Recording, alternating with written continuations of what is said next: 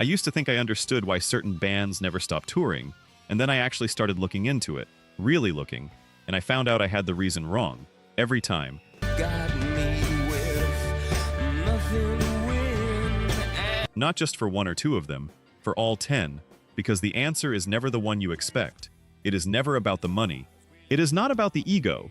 The answer is always something older and stranger and more human than that.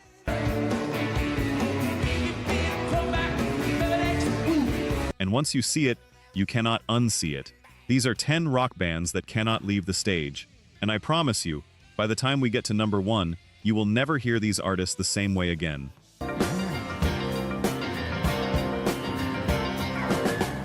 Number 10, Pearl Jam.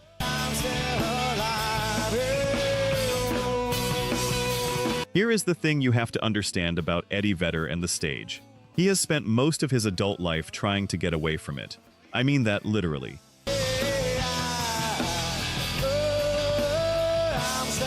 When 10 became one of the biggest albums in the world in the early 90s, Vedder did not want the machine that came with it. The interviews, the magazine covers, the whole apparatus of fame. Pearl Jam refused to shoot music videos for their next 2 records. They refused most press.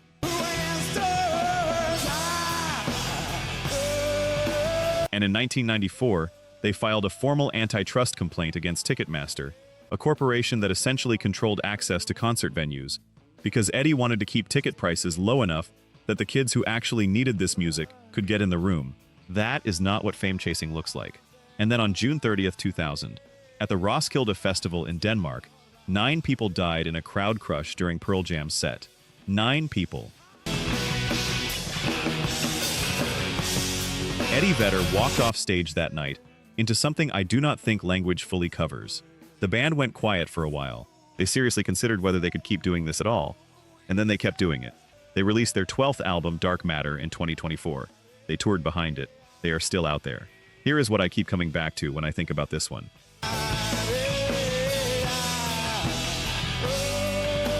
Vedder has said that the crowd is the thing that keeps him honest. Not the sales, not the streaming numbers, the specific people standing in front of him on a specific night. That relationship, that direct accountability, is why the music still means something.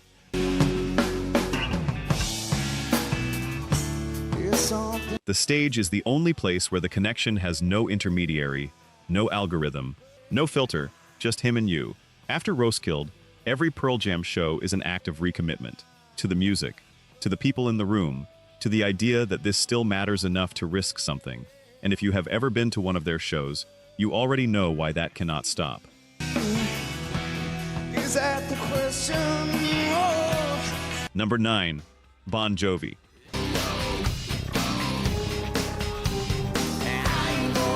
Here is exactly what was happening to Jon Bon Jovi's voice.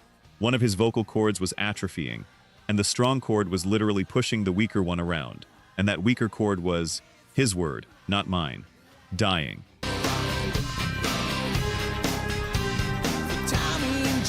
Sit with that for a second. A man who built his entire life on his voice was watching one of those cords fail from the inside. Not from overuse in some obvious rock and roll way, from a quiet, invisible deterioration that crept in while nobody was looking.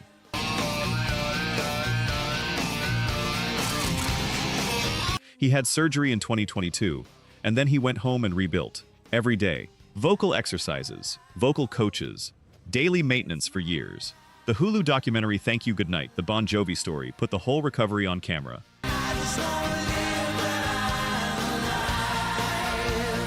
And I will be honest with you, some of it is not easy to watch. Because this is not a man coasting on 40 years of name recognition.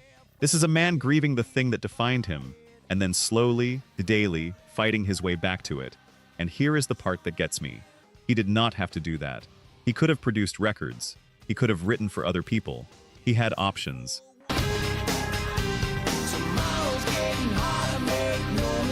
But Jon Bon Jovi without a stage is apparently not something Jon Bon Jovi was willing to be, because the stage is not where he performs, it is where he exists. The Forever Tour kicked off at Madison Square Garden on July 7, 2026, the same venue where Bon Jovi first played, opening for ZZ Top back in 1983.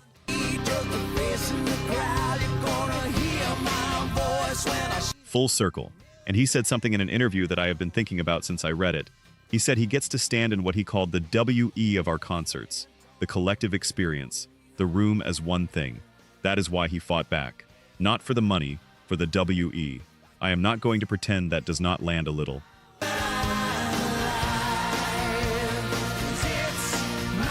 Let's look at the numbers. Only 9% of you are actually subscribed.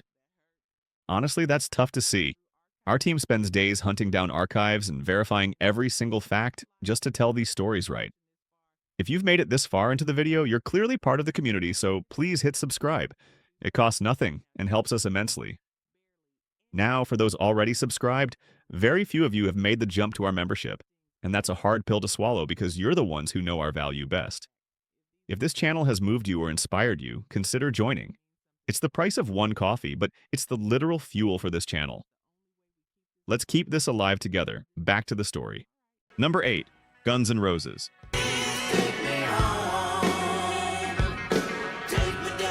When someone asked Axl Rose about a possible reunion with Slash and Duff McKagan sometime in the early 2000s, Axl effectively answered, "Not in this lifetime," which is, and I say this with genuine affection, a very Axl Rose thing to say.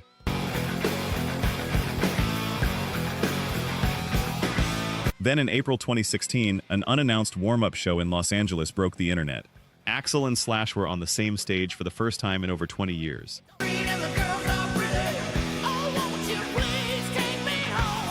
And the tour that followed, officially named the Not in This Lifetime Tour, after that very phrase, became one of the highest-grossing concert tours in rock history. Now here is what I actually think the reason is.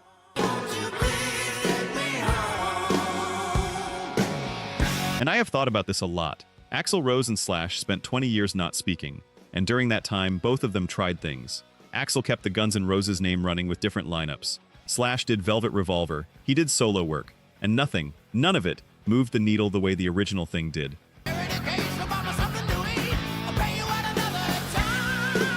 Not for the fans. And I genuinely believe, not for them either. When they finally got back on the same stage, something clicked back into place.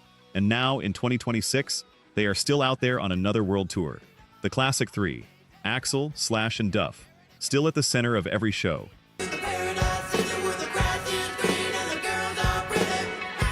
Still playing 3-hour sets. You just smiled. I know you did. Because I did the same thing when I was researching this. Slash has said in recent interviews that the band has a substantial amount of new material written together since the reunion, recently composed, not left over from old sessions.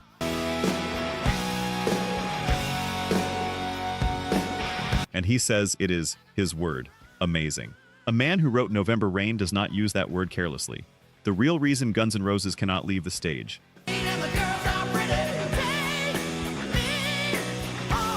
They spent 20 years apart and it cost them something real. The stage is where they got it back. And you do not walk away from that a second time.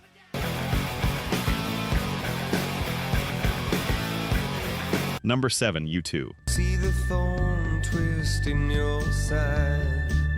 I want to say this carefully because I have been turning it over for a while. People have strong opinions about Bono. I get it.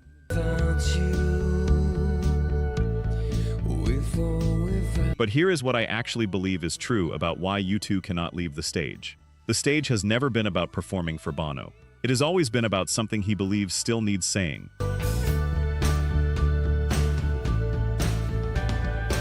In 2023 and 2024, U2 became the launch act at the Sphere in Las Vegas, a venue that cost $2.3 billion to build, with immersive wraparound screens so total that fans have described the experience as something close to a shared hallucination. 40 shows, over 700,000 people, more than $250 million in ticket revenue. Through the storm, we reach the shore. And I know what you are thinking right now. Nostalgia tour, legacy act. But stay with me, because that is not a band on a victory lap. That is a band asking, what is the biggest possible stage we can stand on right now? Because whatever they still need to say apparently requires the biggest available room. Here is the thing about U2 that nobody talks about enough.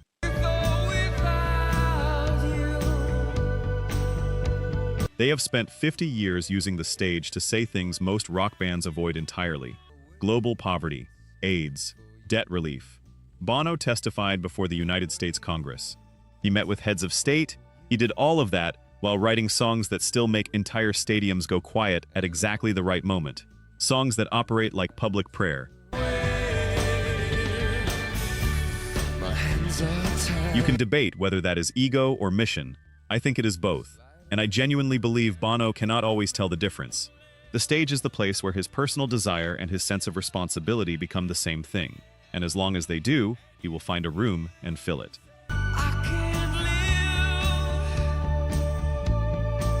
In early 2026, he told a European broadcaster, "There is still what he called unfinished business after the Sphere." That phrase does a lot of work.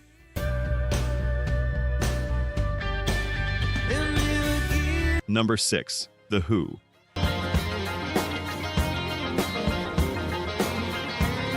Pete Townshend wrote My Generation in 1965 when he was 20 years old. The famous line, the one that became the defining statement of a generation. I hope I die before I get old. He meant it at the time.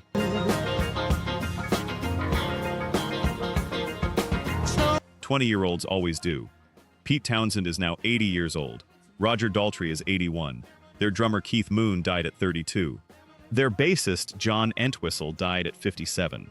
And the two men who survived, the two who were, by their own declaration, never supposed to get old, are still on stages, still playing Won't Get Fooled Again and Baba O'Reilly, and yes, still playing My Generation to crowds who know every word and feel the weight of that irony and love them for it anyway.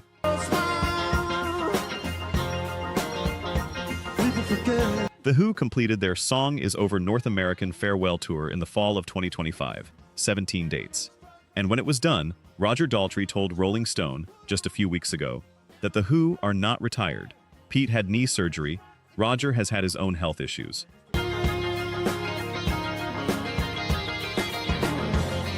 There are plans for more farewell shows elsewhere in the world in 2027. Pete has said he reserves the right to pop up again. And I know exactly what you're thinking. They've done this before. Multiple farewell tours. The first was in 1982. They even released a live album from it called Who's Last. And then they kept going for 40 more years.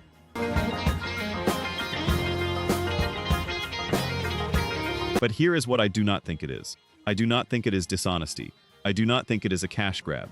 For Roger Daltrey and Pete Townshend, I think finishing is genuinely impossible, because finishing would mean accounting for everything that ended without their permission. Keith Moon, John Entwistle.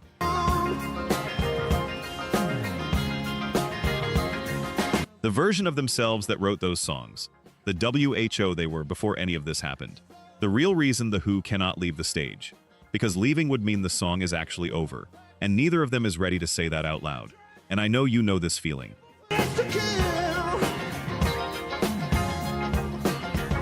Number 5. Metallica.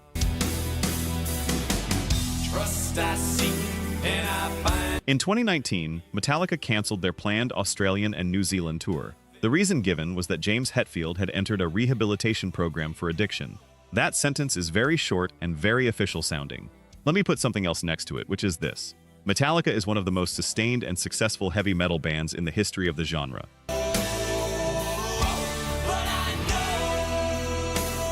They have done this for over 40 years. And James Hetfield, the frontman, the co-founder, the man behind the riffs and the writing, had to stop. Not because the band wanted to stop, because he was not okay. He went to rehab, he came back, and Metallica launched the M72 World Tour in April 2023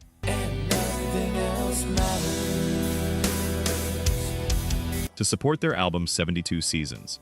That tour ran through 2023, 2024, 2025, and is still going into 2026. In 2024 alone, from just 24 shows, they grossed $179.4 million.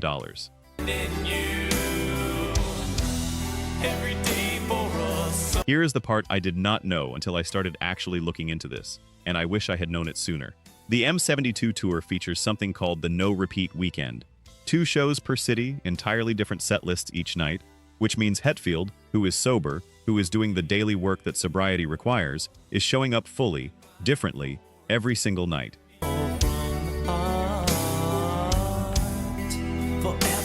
He is not on autopilot. He is present, every time. Lars Ulrich has talked about this in interviews, about not taking it for granted, about how close the whole thing came to ending. James Hetfield once wrote in a lyric, I am the table, meaning stable, meaning present, meaning the thing that holds the weight. Never cared for what they do. The real reason Metallica cannot leave the stage, the band is the place where Hetfield has to be that table every night. And what comes back from the crowd, that roar, that recognition, across more than 3 million fans over the course of this tour, is the proof that he did it, again, tonight, one more time.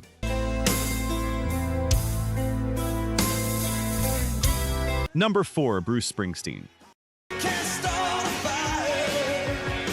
You can't start a fire. At some point in every Bruce Springsteen and the E Street Band concert, and this has been true for years, and it is true tonight wherever they are playing, Just know this. You can't start a fire. the band performs 10th Avenue Freeze Out, and during a specific break in that song, the screens behind the stage show photographs of Clarence Clemons, who died in 2011, and of Danny Federici, who died in 2008. Man, I'm just tired and bored with myself. Hey there, baby. And the crowd goes quiet in a way that concert crowds do not usually go quiet.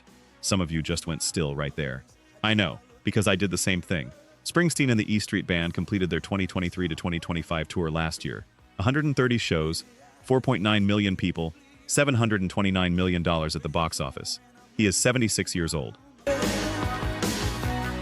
I could use just a little. His wife and fellow E Street member Patty Scialfa has had her own health challenges and participates in shows when she is able. And now there is the Land of Hope and Dreams American Tour in 2026, and Bruce is back out there. I want you to think about what it means to build a ritual around the people you have lost. Not as a mourning exercise, as an act of insistence. You sit around getting old. Clarence Clemons was with this band from 1972 until he died. His nephew Jake now plays saxophone in his place. Clarence's part, Clarence's role, passed down within a family. Danny Federici was there from the beginning. I'm dying for some action. I'm sick of sitting around here. Their absence is accounted for, every night, on the screen, in the show, as part of the architecture of the concert itself. The E Street Band is not a backing group, it never was. It is a community that has been making something together for over 50 years. Worried about your little world falling apart. This gun's for high. Some of them have died, but the community continues, and the people who are gone are not set aside, they are included. The real reason Bruce Springsteen cannot leave the stage, because the stage is the one place where everyone is still together, and he is not ready to give that up. Hey, baby, I'm just a fast star tonight. Number 3, the Rolling Stones. Let me give you one piece of information up front, because it is the most beautifully absurd thing I know about the current state of rock and roll.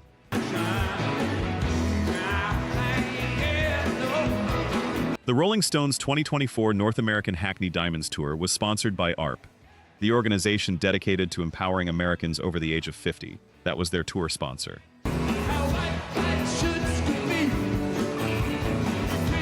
Because Mick Jagger was 80 and Keith Richards was 80 and Ronnie Wood was 76, and the ARP sponsorship was not ironic, it was accurate.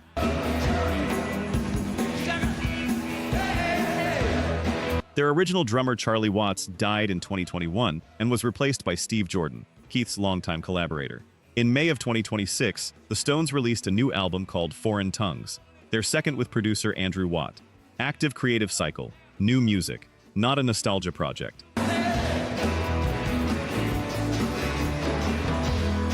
A planned 2026 stadium tour of the UK and Europe was quietly called off because Keith could not commit to months of large-scale touring at 82 years old. Keith has arthritis. It has changed how he plays. He said the guitar will show him what it needs, and he will follow. But Mick, 82, just gave an interview this month, said without hesitation that he does not want to slow down, that he hopes to tour, that he likes going places and meeting people and playing shows in, his words, weird countries. When Ronnie Wood was asked why the band keeps going, he said, "It's just in our blood. We can't help it." And Keith has talked about the bond between him and Mick as something that goes beyond what he can explain.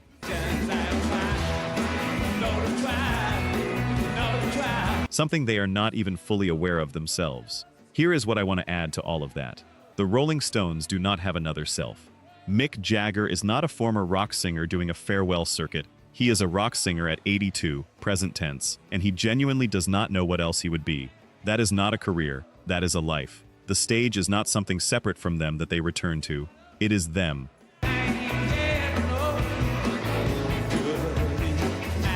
Number 2. AC/DC Angus Young is 70 years old.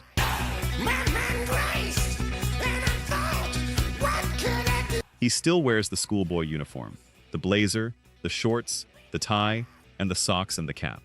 He has worn that uniform at every AC/DC performance since the 1970s. When people ask him about it, his answer is simple. It is who they are.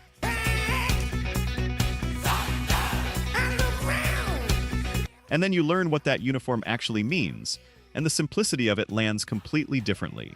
AC/DC lost their original lead singer, Bon Scott, in February of 1980.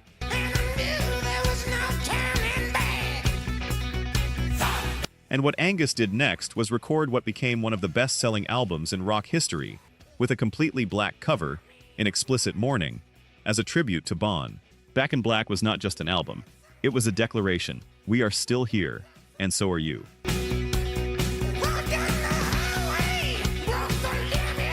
Then in 2017 they lost Malcolm Young, Angus's brother, the rhythm guitarist who co-founded this band and was there from the very first day. Malcolm had been diagnosed with dementia and had to retire in 2014.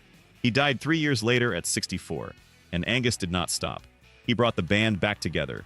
He brought in Stevie Young, Malcolm's own nephew, to play rhythm guitar. Malcolm's part, Malcolm's place.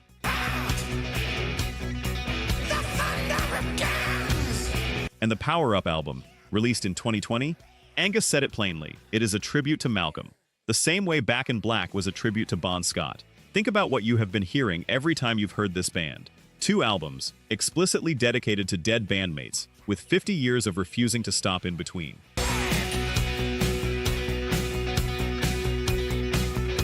The Power Up World Tour ran through 2024, 2025, and is still going in 2026, with stadium shows across South America and beyond. Angus Young, at 70, in the schoolboy uniform, running the schoolboy run across stadium stages around the world. This is the one I mentioned.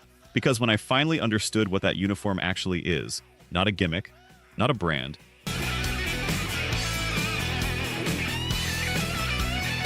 but a uniform of fidelity, of I am still here, and so are you. I could not hear AC/DC the same way afterward. It changes the music. The real reason AC/DC cannot leave the stage. Angus Young made a promise. To Bon, to Malcolm, and every night he goes out there, he keeps it.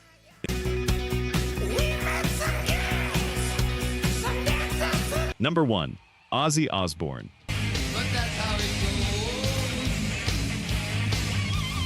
In early 2025, Ozzy Osbourne appeared on his Sirius XM program and said something that I have been carrying since I first read it. He said that despite everything, despite not being able to walk, despite all of it,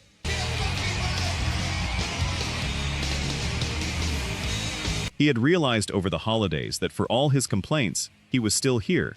And when he looked around, he could see plenty of people who had done far less than he did and hadn't made it. That is a man reminding himself that he is still alive, out loud, as an act of will. Ozzy Osbourne had Parkinson's disease.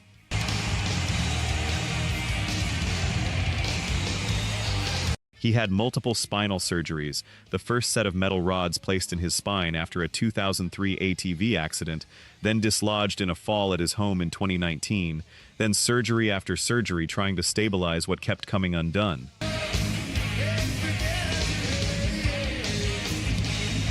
By 2025, Parkinson's had progressed to the point where walking was no longer something he could reliably do. He was supposed to do a farewell world tour years earlier. His body would not let him.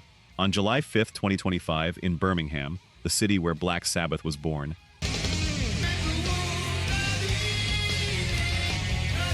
Ozzy Osbourne took the stage with his original Black Sabbath bandmates for a concert called Back to the Beginning. Their first performance together since 2005, a charity event, one night only.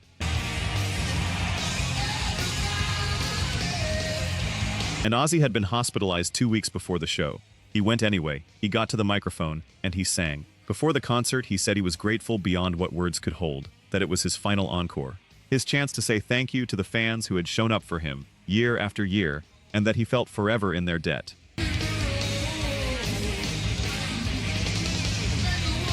He said he could not quite put it into words, but he felt emotional and blessed.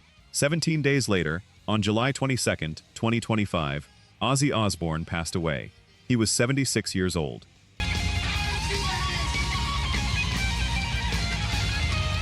Here is what I want you to sit with. In the years before that concert, every time anyone asked whether he was done, his answer was always some version of, "I am working toward it. Not yet. I am still trying." Not because he needed the attention, not because he needed the money,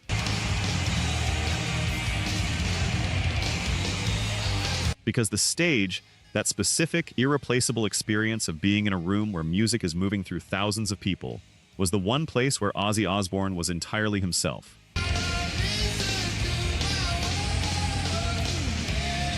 Not the patient, not the diagnosis, not the man who had to balance himself getting out of bed every morning.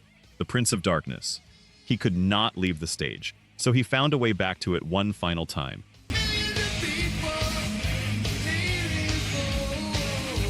And then, having done that, having kept that promise to himself and to the people who needed him to, he let go. That is the reason. And it is the same reason as every other band on this list. It just went further, all the way to the end.